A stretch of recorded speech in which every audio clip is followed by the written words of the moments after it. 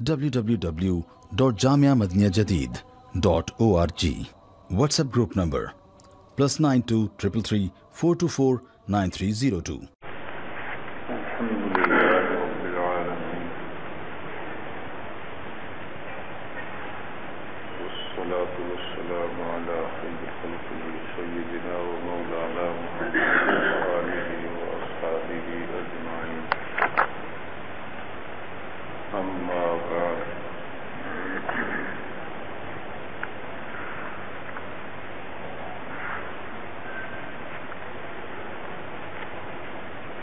جناب رسول اللہ صلی اللہ علیہ وسلم نے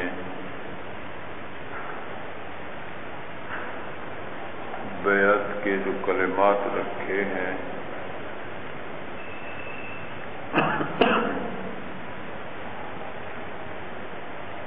وہ قرآن پاک میں بھی اترے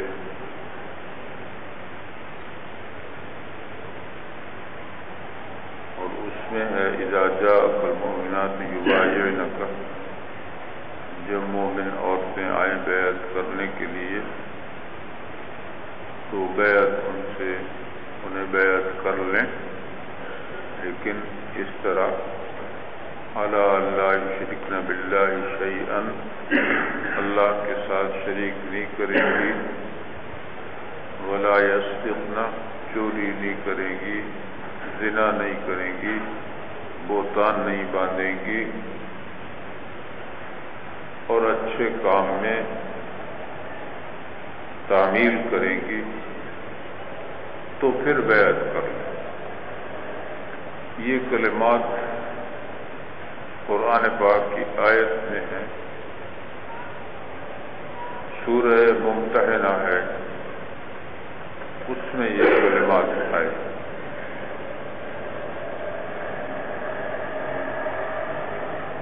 رسول اللہ صلی اللہ علیہ وسلم نے یہ فرمایا ہے کہ جب کوئی بدکار بدکاری کرتا ہے تو اس وقت وہ ایمان کی حالت پر نہیں رہتا۔ لا یزنی الزانی وہو مؤمن ولا یسرق السارق حین یسرق وہو مؤمن، جس وقت چوری کر رہا ہے عین اس وقت وہ ایمان کی حالت میں نہیں ہے۔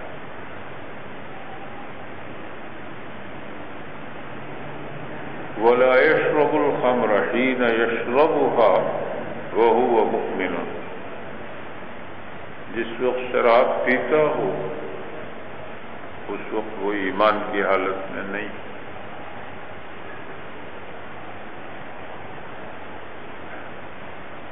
ان لوگوں میں ان تمام چیزوں کا رواج تھا، سزا نہیں تھی۔ کسی نے چوری کر لی سزا کوئی نہیں، اس کے لیے حد کوئی نہیں، اور بدکاری کی مختلف شکلیں تھیں اور اس میں کوئی حد نہیں تھی مقرر، سزا مقرر نہیں تھی۔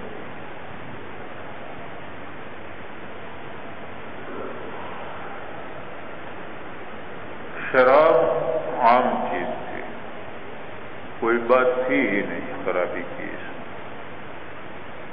بہت کم ایسے ہیں کہ جنہوں نے شراب خود سے نہیں پی۔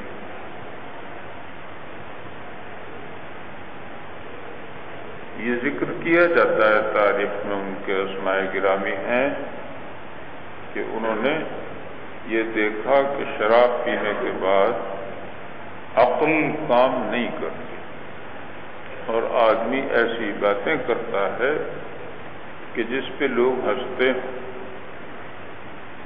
تو انہوں نے یہ دیکھ کر کہ یہ ایسی بات، ایسی چیز ہے کہ جس کا نتیجہ یہ ہوتا ہے کہ لوگ ہنستے ہیں، انہوں نے از خود ہی شراب کو اپنی طبیعت سے ناپسند کی، ورنہ منع نہیں۔ ابتدائی اسلام میں بھی منع نہیں،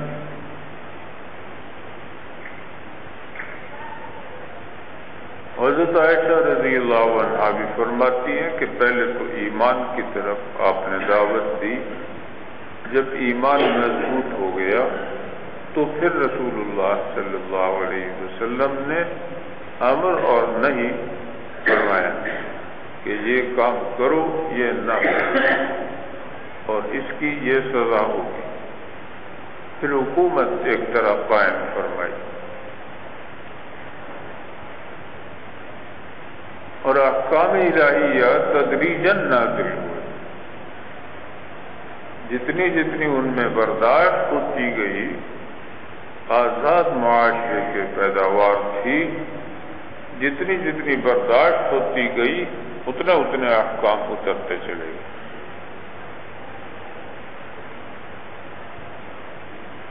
چوری کے بارے میں پہلے تو نہیں اترا تھا حکم کے ہاتھ کاٹ دو، ہاں جب معاشرہ سمجھ گیا، یہ نہیں کہ متمول ہو گیا،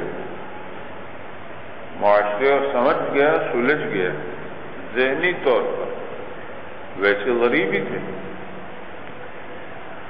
اور بہت غریب ہیں کثرت سے۔ ایک صحابی نے تو نماز پڑھ کے دکھائی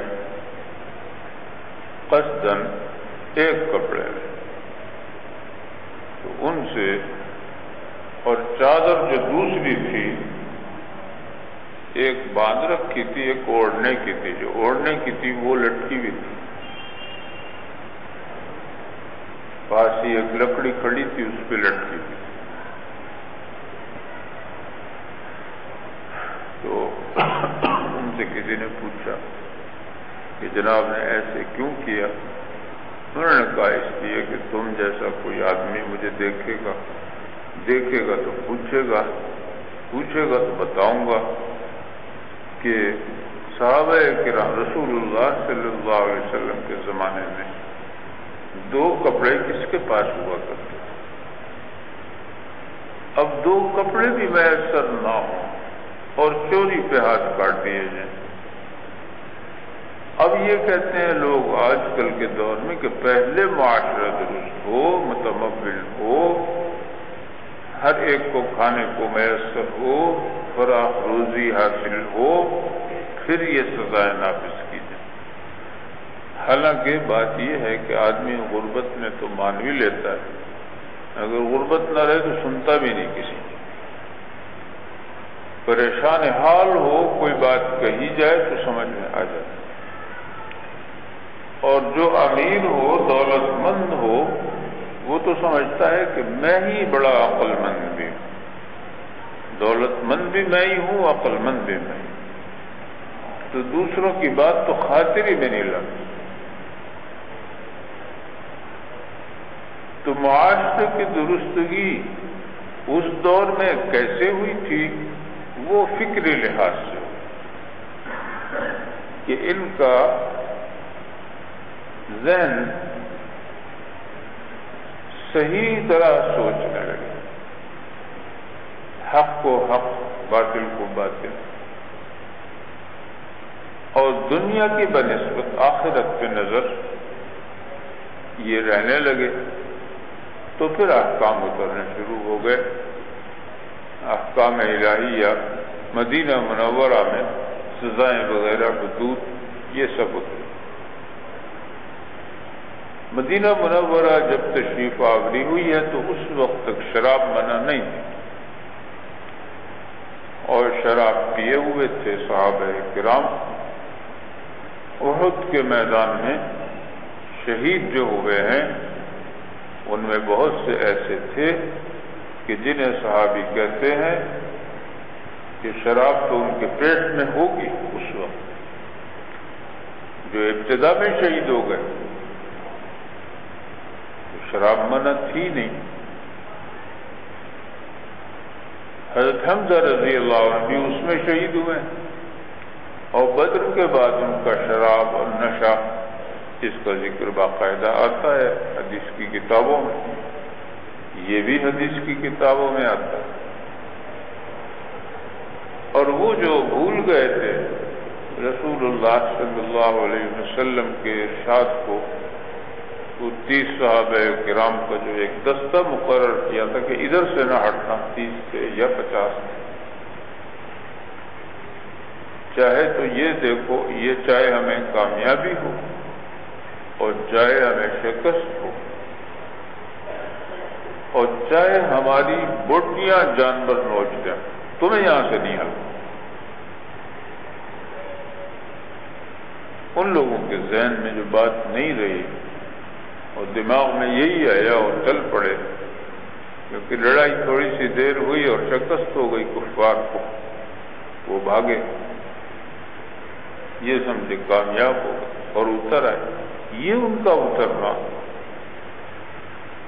یہ سمجھ میں آتا ہی نہیں، سوائے اس کے کہ آسان سی تعبیر یہ ہے کہ وہ بھی شراب پیے ہوئے ہوں، کیونکہ صحابہ کرام کا سوال یہ موجود ہے اور اس میں یہ بھی موجود ہے کہ ہم میں سے بہت سے صحابہ شہید ہوئے، وہی فی بطونہم، اور شراب ان کے پیٹ میں تھی، اور یہ بات بالکل سمجھ میں آتی ہے کہ شراب کے نشے میں ایسی چیز ہو گئی ہو ان سے، ورنہ وہ تو رسول اللہ صلی اللہ علیہ وسلم کے حکم کے خلاف کرنے والے تھے ہی نہیں۔ وہ سردار منع کر رہے ہیں، جنہیں امیر بنایا ہے وہ منع کر رہے ہیں، وہ پھر بھی نہیں سن رہے۔ اور کیا دماغ میں آ رہی ہے کہ مال غنیمت، اور مال غنیمت کا مسئلہ انہیں معلوم ہے کہ مال غنیمت کا مطلب یہ نہیں ہے کہ جس کے جو چیز ہاتھ لگ جائے وہ اس کی ہو گئی، بلکہ مال غنیمت کا مطلب تو یہ ہے کہ جمع کرنا ہے، اکٹھا کرنا ہے بس، ورنہ کچھ بھی نہیں لے سکتے۔ اور یہ تھی لڑائی دوسری، اس سے پہلے بدر کی ہو چکی تھی، ان کو احکام معلوم ہو چکے تھے، اور بھی اسی طرح کئی ایک چھوٹی لڑائیاں سریے یہ رسول اللہ صلی اللہ علیہ وسلم بیچتے رہے تھے، تو ان کو یہ بھی نہیں کہا جا سکتا کہ مال کا لالچ تھا۔ مال کا لالچ تو وہاں ہو جہاں مسئلہ معلوم نہ ہو۔ جب مسئلہ معلوم ہے کہ ہم لے ہی نہیں سکتے، تو پھر یہ کہنا کہ چلو غنیمت، تو یہ ایسے ہی نشے کی بات ہے۔ اور قرآن پاک میں پھر حکم بھی اترا ہے، پہلے سے موجود ہے، لا تقربوا الصلاۃ وانتم سکارى، نماز اس وقت نہ شروع کیا کرو جس وقت نشے کی حالت، حتیٰ تعلموا ما تقولون، حتیٰ کہ تمہیں یہ پتہ چلے کہ کیا کہتے ہیں۔ جب ہوش آ جائے پھر نماز پڑھ لیا، گویا شراب جائز رہی۔ بعد میں آقا نامدار صلی اللہ علیہ وسلم نے شراب منع کر، اور پھر آتا ہے کہ حرم تجارت الخمر، شراب کی تجارت بھی منع کر۔ ایک تو یہ کہ خود پیے، ایک ہے کہ خود نہیں پیتا، تجارت کرتا ہے مگر نہیں، وہ بھی درست نہیں ہے مسلمان کے لیے۔ ایک چیز یہ ہے کہ انسان لوٹ مار جب کرتا ہے اور بڑا روب داب اس کا ہو جاتا ہے، لوگ اسے دیکھ کے نام سن کے بھاگ کھڑے ہوتے ہیں، اس کے سامنے کوئی نہیں ٹھہرتا، دور سے دیکھتے رہتے ہیں، نظریں اٹھا اٹھا کے دیکھتے وغیرہ وغیرہ، ایسی کیفیات پیدا ہو جاتی ہیں۔ کہیں آنکھیں پھاڑ پھاڑ کے دیکھتے ہیں، کہیں ڈر کے بھاگتے ہیں، کہیں کچھ ہوتا ہے، بڑا روب داب کسی آدمی میں پیدا ہو گیا۔ وہ کون ہے؟ وہ بڑا ڈاکو بن گیا۔ تو آقا نامدار صلی اللہ علیہ وسلم نے فرمایا کہ لا ينتهب نهبة لا ينتهب نوبة يرفع الناس إليه فيها أبصارهم حين ينتهبها وهو مؤمن۔ کوئی جب ایسے لوٹ مار کرتا ہے اور لوگ اسے دیکھتے ہوتے ہیں، بے بس ہوتے ہیں، ڈرتے ہوتے ہیں، تو جب وہ یہ حرکت کرتا ہوتا ہے تو مومن نہیں. اور ارشاد فرمایا کہ لا یغل احدکم حین یغل وهو مؤمن. جب غلول خیانت کرتا ہے کوئی، مال غنیمت میں خیانت ہو یا کہیں، تو ایمان نہیں ہوتا، ایمان پر نہیں ہوتا. فَإِيَّاكُمْ إِيَّاكُمْ، اس چیز سے بچو بچو، یہ چیزیں نہ آنے پائیں تمہارے. یہ تمام وہ چیزیں ہیں جن کا تعلق اخلاق سے بھی ہے، حقوق سے بھی، حقوق العباد سے بھی، اور اخلاقیات بھی اس کے اندر آتی ہیں. شراب میں مثلا اخلاقیات آ گئی، اور چیزوں میں بھی ہیں. یہ رسول کریم علیہ الصلاۃ والتسلیم نے روک دی، منع فرما دی.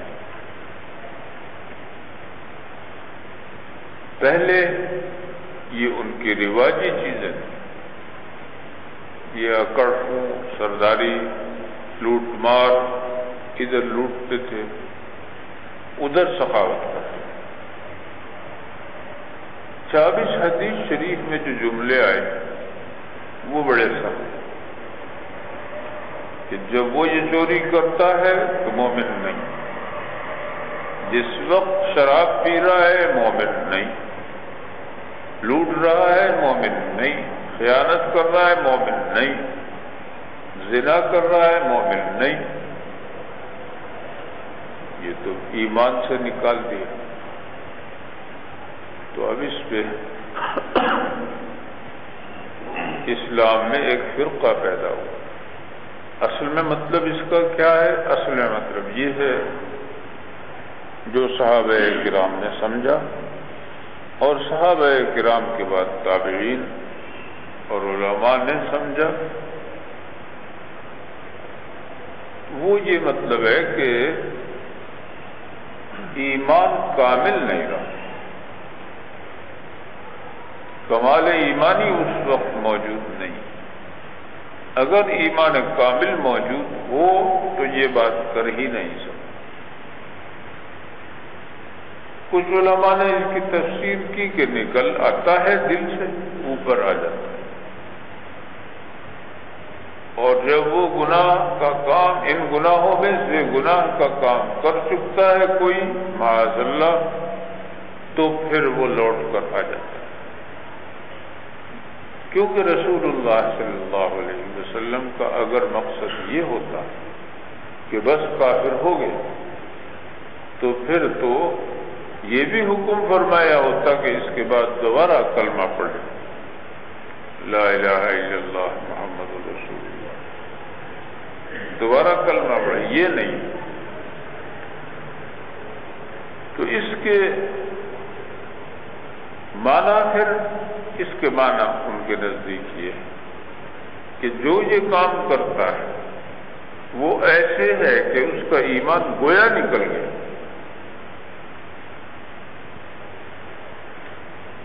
کچھ سخت لوگ پیدا ہوئے سخت مزاج، وہ ہے خوارج.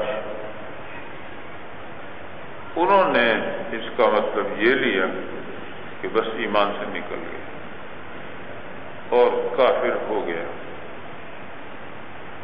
اب اسے دوبارہ مسلمان ہونا پڑے گا.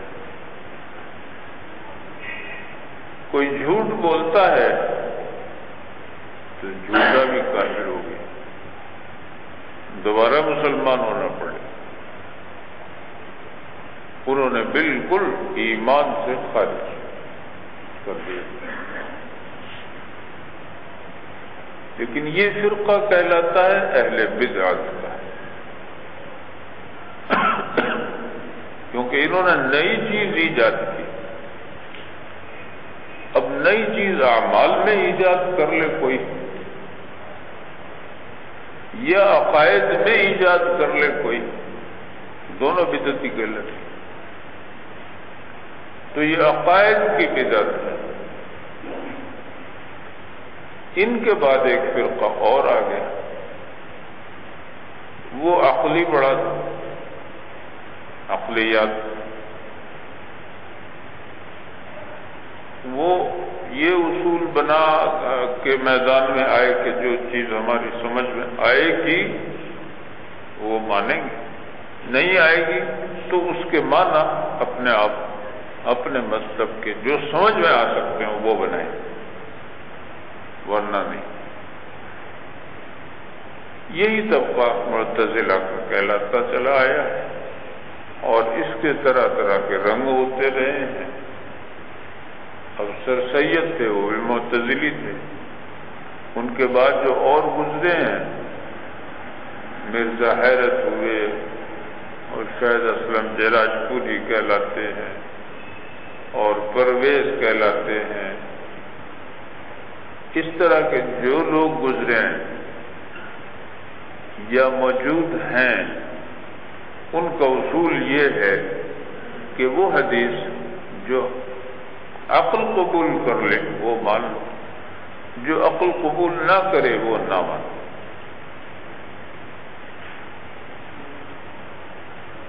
انہوں نے کہا، سر سید نے، کہ پہاڑ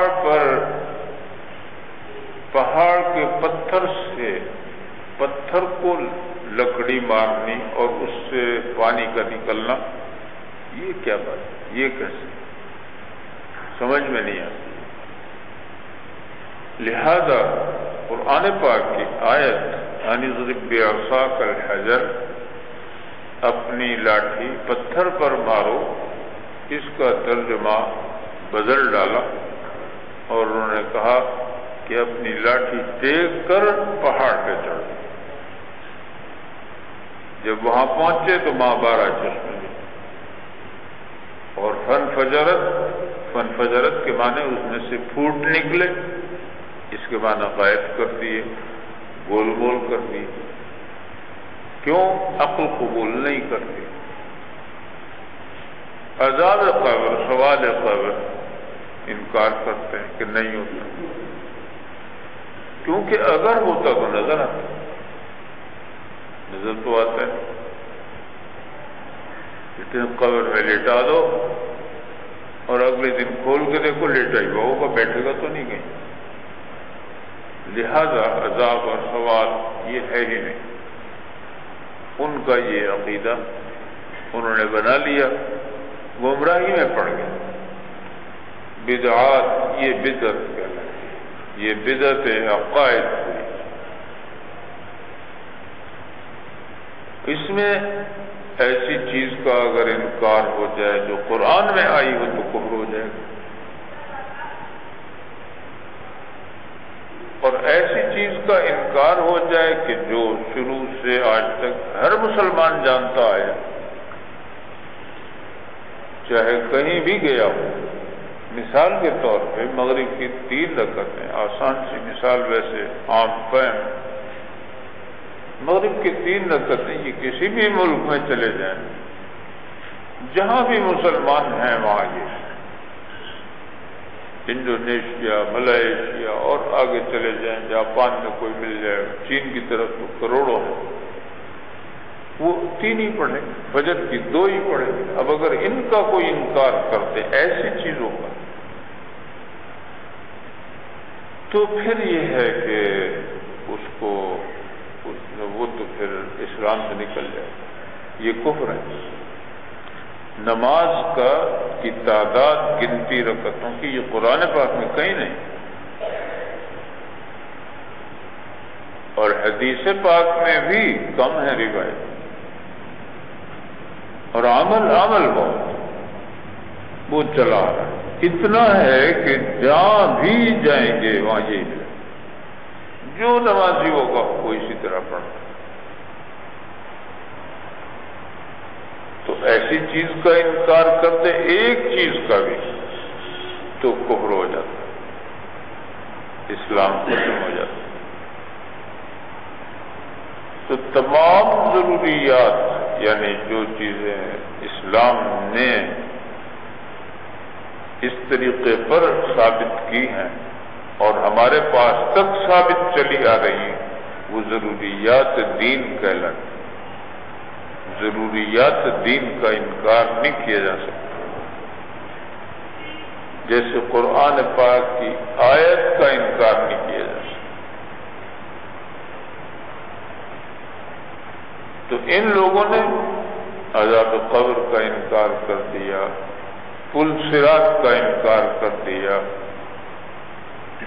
اور اعمال کے وزن کرنے کا انکار کر دیا کہ یہ کیسے وزن ہو سکتے ہیں.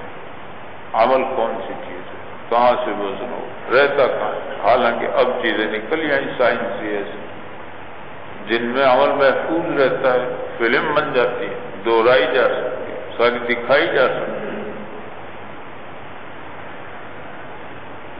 تو وہ اعمال جو موجود چلے آتے ہیں یا جو کچھ آپ کرتے ہیں سب موجود ہے، اس میں اللہ تعالی جان پیدا فرماتا.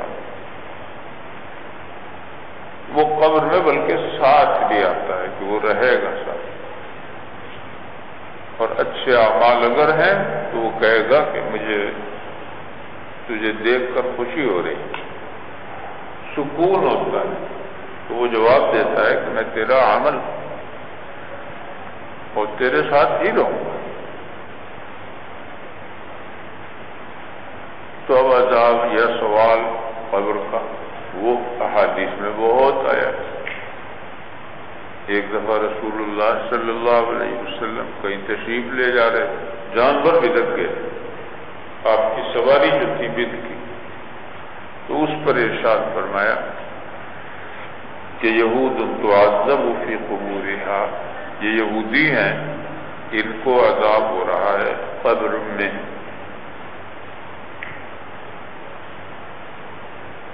اسی طرح اور دو جگہ گئے، دو قبریں دیکھی آپ نے اور فرمایا کہ ان کو عذاب ہو رہا ہے. اور ما یعذبان فی کبیر،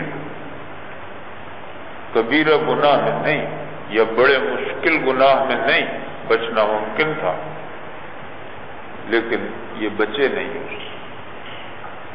ایک یہ کہ پیشاب سے نہیں بچتا تھا، چینٹوں سے اپنے، اور دوسرا شغل خوری کرتا تھا. یہ چیز تھی جس پر عذاب ہے. پھر آپ نے ایک شاخ لی، اس کے دو ٹکڑے کیے اور ایک اس میں اور ایک اس میں گاڑ دی. اور حدیث شریف میں آتا ہے کہ یہ بھی فرمایا کہ میں نے دعا کی ہے کہ جب تک یہ رہیں ان کے اوپر سے عذاب ہٹا لیا. انسان کو جو کچھ کیفیات ہوتی ہیں یہ ضروری نہیں کہ اس میں آدمی سچ مچ اٹھ کر بیٹھے اور سچ مچ خواب دیکھتا ہے اور خواب بیان کرتا ہے اور اس میں کہتا ہے یوں ہوا یوں ہوا یوں، اور بعض دفعہ اٹھتا ہے اس کے اثرات بھی ہوتے ہیں. تو ایسی چیزیں جو ہم سے مخفی ہیں اور رسول اللہ صلی اللہ علیہ وسلم نے بتلائی، تو بتلائی ہی اس لیے ہے کہ ہم سے مخفی. آپ کے ارشادات کا مطلب ہی ہے کہ ہمیں اس کا پتہ نہیں چلتا، ہوتی ہے وہ، وجود ہے ان کا. تو ان لوگوں نے معتزلہ جو تھے انہوں نے اس سے بھی آگے بڑھ کر یہی کہہ دیا کہ ہے ہی نہیں یہ چیزیں کیونکہ عقل میں نہیں آتی. تو خارجی کہتے ہیں کہ جو مرتکب کبیرہ ہے، کوئی کبیرہ گناہ کر لے، وہ ایمان سے خارج ہو گیا اور کفر میں داخل ہو گیا، اب اسے دوبارہ مسلمان ہونا پڑے. معتزلہ کہتے ہیں کہ نہیں، ایمان سے خارج ہو گیا ہے، کفر میں داخل نہیں، کیونکہ اس میں یہاں کہیں یہ نہیں آیا کہ دوبارہ ایمان قبول کرے. اور اہل سنت والجماعت کا جو مسلک چلا آ رہا ہے، چاہے وہ جو بھی ہوں، شافعی ہوں، مالکی ہوں، حنبلی ہوں، حنفی ہوں، ان سب کا یہ ہے جو صحابہ کرام نے سمجھا مطلب اس کا، وہ یہی ہے کہ کمال ایمانی جو ہے وہ نہیں رہتا. اگر ایمان کامل ہو تو وہ گناہ نہ کر سکے۔ ایمان میں نقص ہے اس کے، اس لیے یہ گناہ بھی کر لیتا ہے، وہ گناہ بھی کر لیتا ہے۔ ایمان ایسی چیز ہے کہ وہ اگر کامل ہو تو گناہ سے روک جائے گا، وہ گناہ سے اس کو روک دے گا۔ اس میں وہ تمام چیزیں بتائی گئیں جو اس دور میں ہوتی تھیں، اور رسول اللہ صلی اللہ علیہ وسلم نے وہ سب مٹا دی۔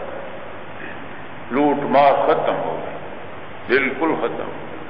اس وقت ایسی تھی کہ فخر کی چیز تھی، جیسے کہ اب کوئی غنڈہ ہو، وہ کوئی ایسی حرکت کرے تو اس پر فخر کرے گا اور اس کے پیروکار بھی فخر کریں گے، مگر یہاں تو یہ آ گیا کہ جب وہ لوٹ مار کرتا ہے اور لوگ اسے دیکھتے ہوتے ہیں اور وہ اندر خوش ہوتا ہے یا فخر محسوس کرتا ہوتا ہے، بڑائی محسوس کرتا ہوتا ہے، تو اس وقت وہ ایمان کی حالت میں نہیں۔ یہ سب چیزیں آقا نامدار صلی اللہ علیہ وسلم نے مٹا دی، اسلام نے مٹا دی۔ اللہ تعالی ہم سب کو اعمال صالحہ کی توفیق عطا فرمائے۔